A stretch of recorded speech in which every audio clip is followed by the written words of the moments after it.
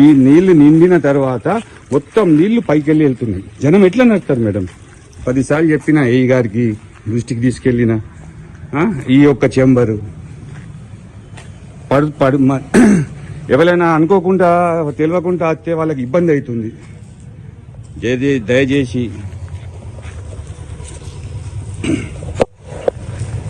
దయచేసి మేడం గారు కోరుకునేది ఏంటంటే ఈ రోడ్డు శాంక్షన్ అయింది. శాంక్షన్ అయిన తర్వాత ఆ కాంట్రాక్టర్ ఎవరో ఆ కాంట్రాక్టర్ని తీసుకొని ఈ రోడ్డుని కంప్లీట్ చేయాలని ఒక కోరుకుంటున్నా.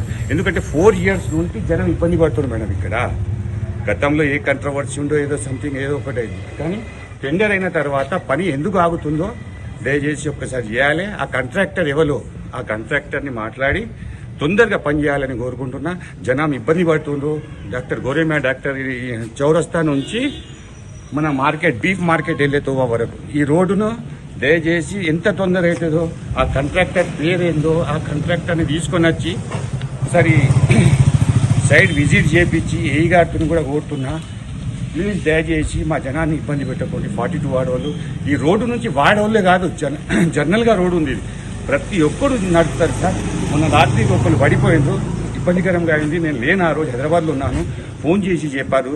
కనీసం మా బాధ్యత ఇది, మా మున్సిపల్ బాధ్యత కూడా ఇది కూడా చేపించుడు. టెండర్ అయింది, ఆ టెండర్ని తొందరగా వర్క్ స్టార్ట్ చేయాలని కోరుకుంటున్నాను.